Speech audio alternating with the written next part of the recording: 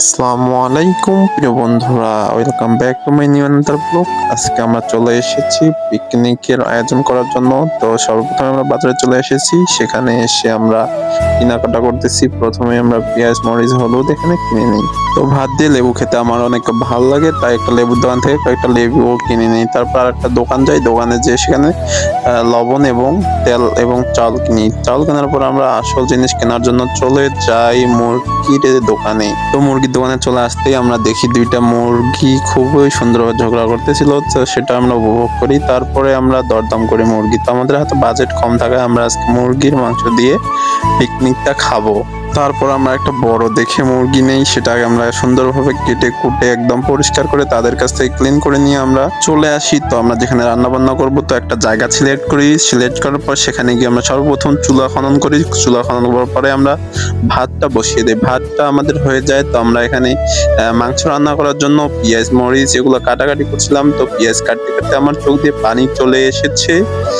তো কি আর করার, কষ্টের পরেই সুখ আছে। তো আমরা এখানে কাটাকাটি করে আমাদের ভাতটা হয়ে যায়। তো ভাতটা হওয়ার পরে আমরা মাংসটা চড়িয়ে দিই। তো মাংসটা চড়িয়ে দিয়ে আমাদের রান্না করতেছে মহু ভাই। তো মহু ভাই রান্না আসলে অসাধারণ টেস্ট হয়। তো দেখতে দেখতে আমাদের মাংসটা রান্না হয়ে যায়। তারপর আমরা সেটা ভাগাভাগি প্লেটে বেড়ে দিচ্ছিলাম। তো বেড়ে দেওয়ার পরে আমরা সবাই মিলে নিয়ে সেটাকে খাওয়া শুরু করি।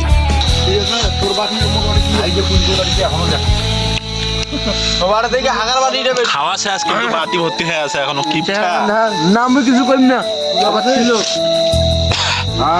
আল্লাহ খান প্রতিদিন খাও তৌফিক দান দেবটি করুক, ঠিক আছে?